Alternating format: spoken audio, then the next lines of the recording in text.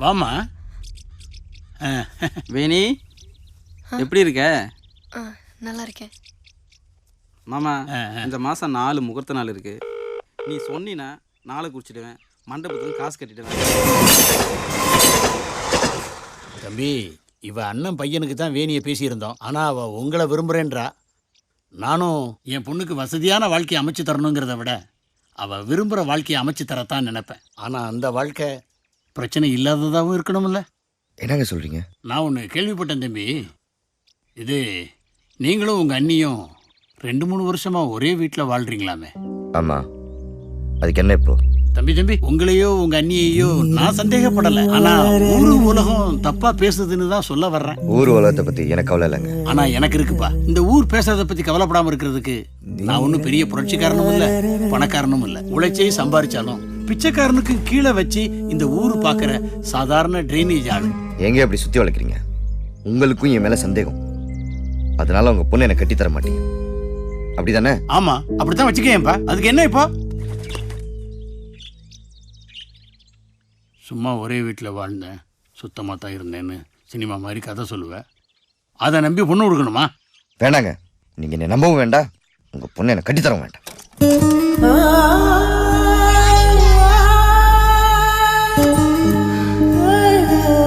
அப்பா கிட்ட எதுக்கு அப்படி பேசிட்டு வந்த? உங்கள் அப்பா ரொம்ப தப்பாக பேசினார் வேணி. அவர் இடத்துல யார் இருந்தாலும் கேட்கத்தான் செய்வாங்க. நீ தான் கொஞ்சம் விட்டு கொடுத்து போயிருக்கணும். யாருக்காகவும் என் அண்ணியை விட்டு கொடுக்க முடியாது. அப்படி இருக்கிறவன் எதுக்கு என்ன கட்டிக்க ஆசைப்படணும்? அவங்களே கட்டிக்கிட்டு. இன்னொரு வார்த்தை அண்ணி பற்றி தப்பாக பேசினேன். அவங்களே கட்டிக்கிட்டு அழுன்னு தான் சொல்ல வந்தேன். என் அண்ணி ரொம்ப பாவம் வேணி. வசதியான வீட்டில் பிறந்தவங்க. என் அண்ணனை காதலிச்சதால வீட்டை எதிர்த்து கல்யாணம் பண்ணிக்கிட்டாங்க. என் அண்ணி வீட்டுக்கு வந்த பிறகுதான் வெறும் அண்ணன் தம்பியாக வாழ்ந்துகிட்டு இருந்தாங்க. ஒரு குடும்பமாக வாழ்ற சந்தோஷத்தை முதல் முறை அனுபவிச்சோம். அவ்வளோ சந்தோஷமாக நாங்கள் இருந்ததே இல்லை. ஆனால் அந்த சந்தோஷம் ஒரு மாதம் கூட நிலைக்கல. ஒரு நாள் எங்கள் அண்ணன் ட்ரெயினில் அடிப்பட்டு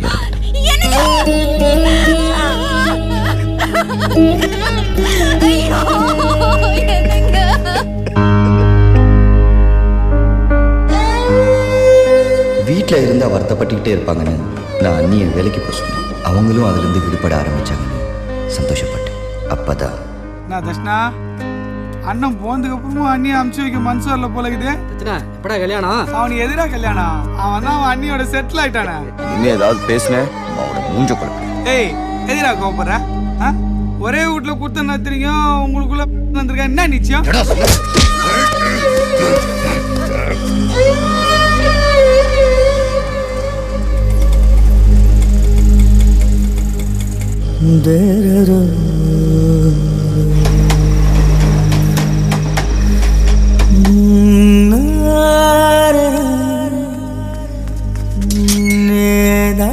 என்னப்பா? திருப்பி கூட்டு போலான்னு வந்தேன். எங்களை பொறுத்த வரைக்கும் அவ எப்போவா செத்துட்டா. அவளை அப்பவே அடிச்சு துரத்தியாச்சு. இனிமே அவளை தேடி இங்க வர வேலையில வச்சுக்காத.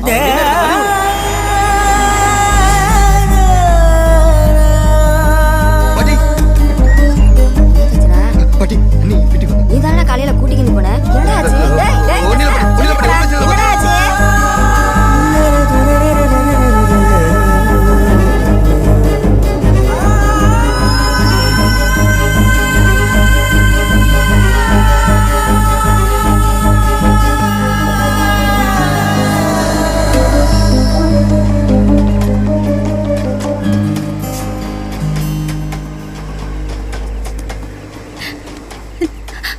சத்தெல்லாம் நினைச்சுதான் வந்தேன். ஆனா சாக பயமா இருக்கு. நான் கூடவே இருந்துருவா தர்ஷனா.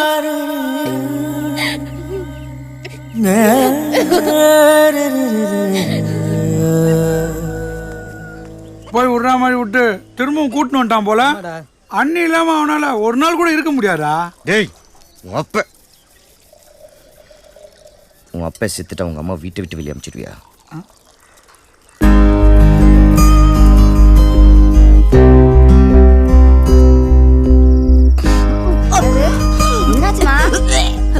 தெரியல பாட்டி, ஏதோ சாப்பிட்டது ஒத்துக்கலன்னு நினைக்கிறேன். ஏமா, ஒருவேளை நல்ல விஷயமா கூட இருக்கலாம்ல.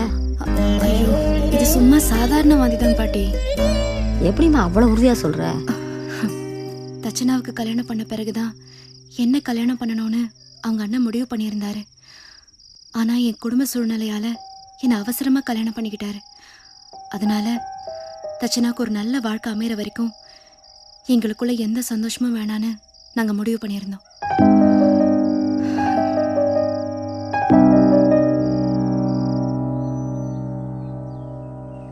இப்போ சொல்லுவேடி, யாருக்காகவும் என் அண்ணியை விட்டு கொடுக்க மாட்டேன்னு நான் சொன்ன தப்பா?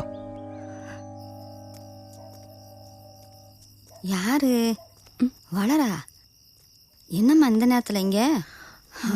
ஒன்றும் இல்லை பாட்டி. நான் இப்படி ஒன்றும் இல்லைன்னு சொல்ல ஆரம்பிச்சு 40 வருஷம் ஆச்சு.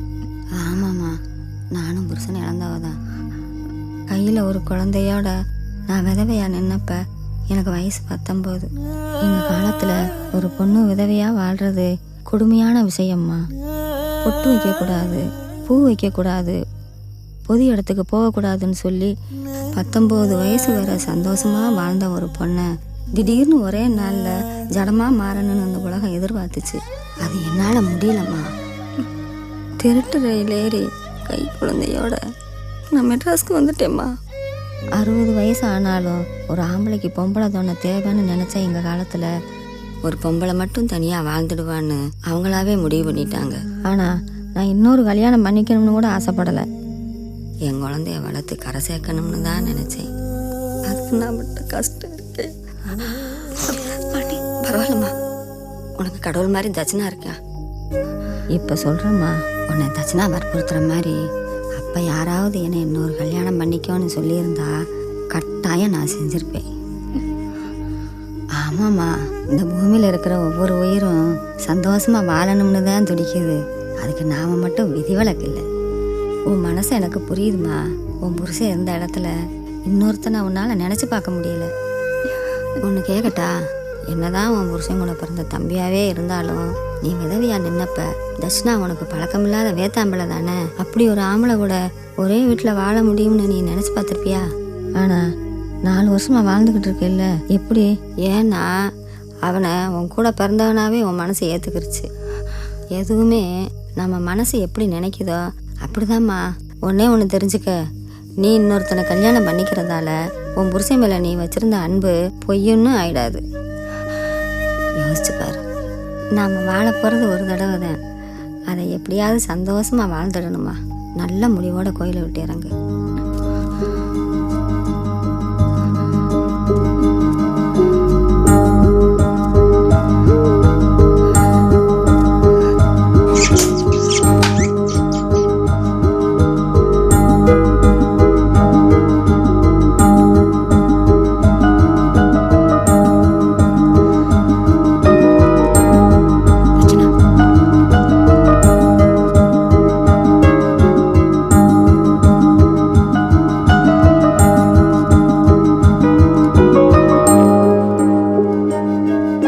கல்யாணமா 5-6 மாசத்துக்கு ஒரு வாட்டி எதனா ஒண்ணு அமையும், பார்க்கலாம்.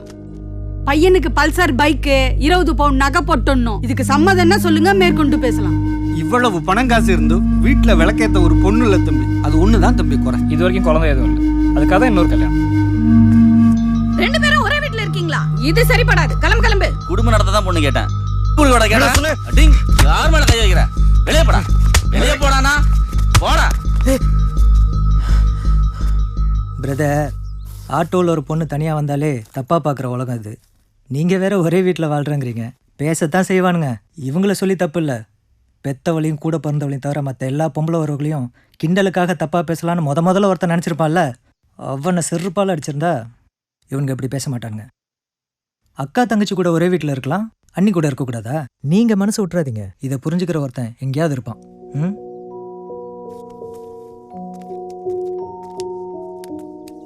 அண்ணே. என்ன பிரதர்? உங்களுக்கு பிரதர், நீங்கள் என்ன கேட்க வரீங்கன்னு எனக்கு புரியுது. சாரி, என்னால் முடியாது. சேச்சே, நானும் அதுக்காக தான் சொல்கிறேன்னு நினைக்காதீங்க. உண்மையை சொல்லணுன்னா நான் கொஞ்சம் கடனில் இருக்கேன். எவ்வளோ கடன்? அது உங்களுக்கு தேவையில்லாத விஷயம். நான் கடன்காரன் தான், கையால் ஆகாதவன் கிடையாது. வேலை இருக்குது. வரேன் பிரதர். தம்பி, என் புள்ள ஏதாவது கோபமா பேசியிருந்தா தப்பா நினைச்சுக்காதப்பா. ஐயோ, பரவாயில்லம்மா, அதெல்லாம் ஒன்று. சொந்தமா ஆட்டோ ஓட்டி நல்லா சம்பாரிச்சு நின்ற புள்ளதான் இப்போ கடனாளி ஆயிட்டான்ப்பா. ஏம்மா? என்னாலதான்ப்பா. 2 வருஷத்துக்கு முன்னாடி எனக்கு மாறு புத்துநோய் வந்து ரொம்ப முடியாம போயிட்டேன். என் பிள்ளை ஆட்டோவை வித்து அங்க இங்கன்னு 5 லட்சம் ரூபாய் கடன் வாங்கி என் உசுரை காப்பாத்தினான். ஆனா இப்போ அதே ஆட்டோவை வாடகைக்கு வாங்கி ஓட்டி மாசம் வட்டி கட்டிட்டு இருக்கான்பா. கேட்க தயக்கமா தான் இருக்கு. எப்படியாவது என் பிள்ளைகிட்ட பேசி சம்மதிக்க வைக்கிறேன். உன்னால அவ்வளவு பணத்துக்கு ஏற்பாடு பண்ண முடியுமா? தெரியலம்மா, ஆனா முயற்சி பண்றேன். எனக்கு முயற்சி பண்ண முடியும்? ஏண்டா 5 லட்சம் ரூபாய் உனக்கு அவ்வளவு அசால்ட்டா போச்சா? மாப்பிள்ளை பிளைனா ஓட்டுறான், ஆட்டோ தானே ஓட்டுறான். பல நாள் பழகினவங்களே என்னையும் அண்ணியும் தப்பா பேசும்போது பழகுனா 10 நிமிஷத்துல எங்களை புரிஞ்சுக்கிட்டாருனே. இப்படி ஒரு நல்லவருக்கு என் அண்ணியை கட்டித்தரணும்னு நினைக்கிற தப்பானே? தப்புன்னு சொல்லலடா, உன் நிலைமை புரிஞ்சுக்கணும் தான் சொல்றேன். சொந்தமா தொழில் பண்ணி சம்பாதிக்கிற எனக்கே மாச கடைசியில் ஒரு 1000 ரூபாய் கையில நிக்க மாட்டேங்குது. என்கிட்ட சம்பளம் வாங்குற உனக்கு என்னடா மிஞ்சம்? ஒண்ணும் இல்லாதவனை நம்பி எவனும் 1 ரூபாயோட கடன் கொடுக்க மாட்டான். அப்புறம் பணத்துக்கு என்ன பண்ணுவ? திருடுவியா? திருடணும்னு முடிவு பண்ணிட்டா 5 லட்சம் ரூபாய் சின்ன பணம் தான். ரோட்டில் போற பொம்பளைகிட்ட 10 பவுன் சங்கிலி 2 எடுத்தா போதும். ஆனா தப்பு பண்ண தைரியம் இல்லாத உன்ன மாதிரி ஆளுக்கு அது போகாத ஊருக்கு வழி. அதுல போய் உன் வாழ்க்கையை கெடுத்துக்காம உன் நிலைமைக்கத்தை வேற மாப்பிள்ளைய உங்க அன்னைக்கு தேர்ற வழியை பாடுறான். தம்பி, என்னப்பா டல்லா இருக்கா? ஏதாவது பிரச்சனையா? ஒன்றும் இல்லைண்ணே. அப்படியா? வாழ்க்கையில் பிரச்சனையே இல்லாதால இப்போதான்ப்பா பார்க்குறேன். நீ ஏதோ கஷ்டத்தில் இருக்கங்கிறது உன் மூஞ்சிலே தெரியுது. சொல்லுப்பா, என்ன விஷயம்? அன்னி கல்யாணத்துக்கு அவசரமாக 5 லட்ச ரூபா பணம் தேவைப்படுது. நீங்கள் ஏதாவது... நீ இருக்குது சொந்த வீடா?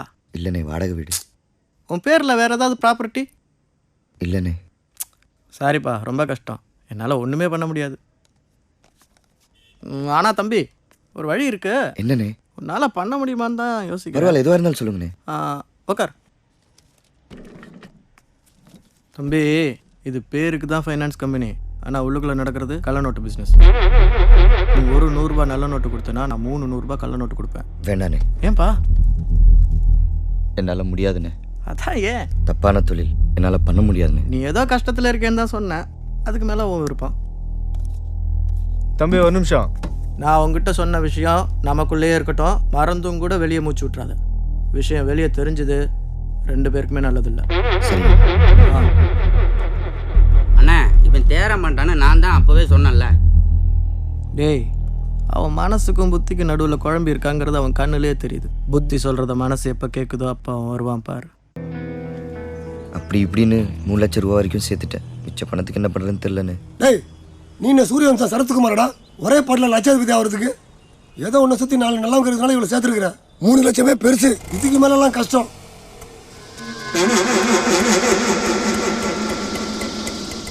என்னடா வேடிக்கை? கேன் எடுத்துட்டு போ. சீக்கிரம் வாடா, 1/2 மணி நேரத்தில் அங்கே இருப்பேன். ரொம்ப டயர்டு பண்ணாதீங்க.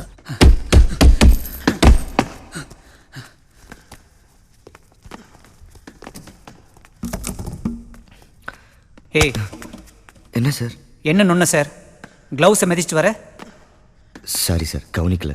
அப்படி என்னடா மெதப்பில் நடக்கிற? சார், மரியாதை பேசுங்க சார். ஹோ, ஆஃப்டர் ஆல் தண்ணி கேன் போற உனக்கு என்னடா மரியாதை? நான் நாயை வேணாலும் இருந்துட்டு போகிறேன். நீ இந்த நாய்கிட்ட பேசுறதை விட்டுட்டு சின்ன பசங்க விளையாட்டு ஓரமாக போய் விளையாடு. எனக்கு நிறைய வேலை இருக்கு. என்ன சொன்ன? சின்ன பசங்க விளையாட்டா? நீ பெரிய பையன் தானே? இந்த சின்ன பசங்க விளையாடுற விளையாட்டில் என்ன ஜெயிச்சு காட்டு. உனக்கு 5000 ரூபாய் தரேன். ஒன்றும் தேவையில்லை. நீ என்ன ஜெயிக்க கூட வேண்டாம். கோர்ட்ல ஒரு ரவுண்ட் என் கூட நின்று காட்டு. 50,000 தரேன்.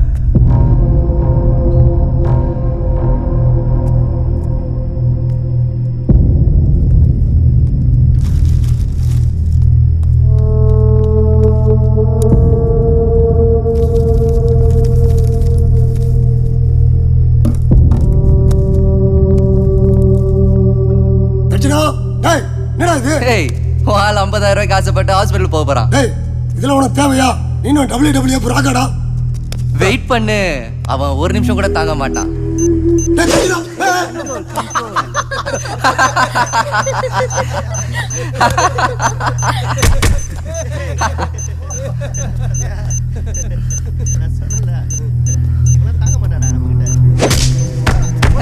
ஒரு ரவுண்ட் எவ்வளவு இருப்பா? Just 3 minutes, dude. Yeah, மச்சான், come on. Yeah. பாத்து போடுறா மச்சான். அவன் ஜாலா பஞ்ச் பண்றான்.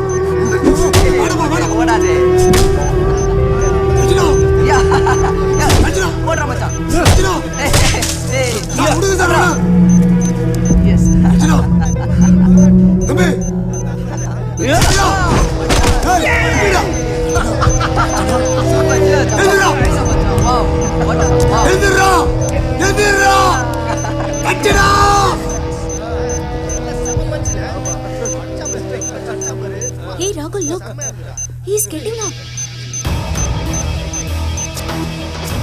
மெதுவாடா மெதுவா.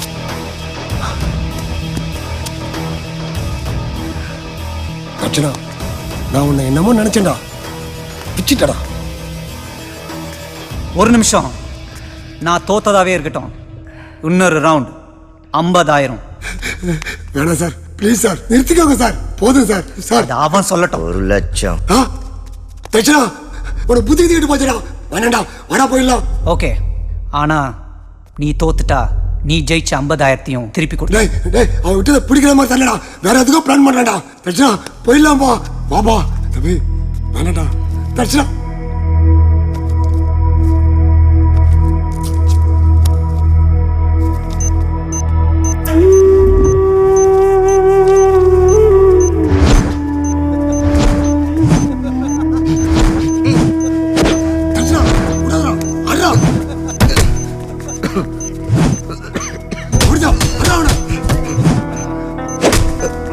Rahul, punch, punch, punch.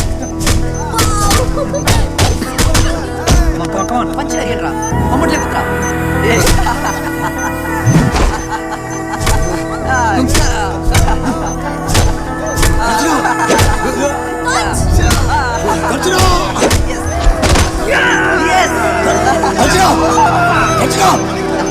Dakshana, என்ன பாடுறா? தட்சணா, டேய், என்ன பாடுறா?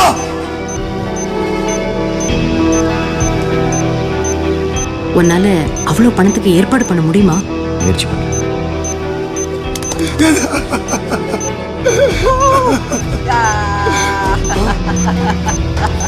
தட்சணா, எந்திரிக்காதடா. டேய், எந்திரிச்சா கொன்னுடுவாங்கடா. நம்மளுக்கு வேணாம்பா. டேய், நம்ம போயிடலாம்டா. தட்சணா, எந்திரிக்காதப்பா. டேய், Come on, வா வா. டேய்,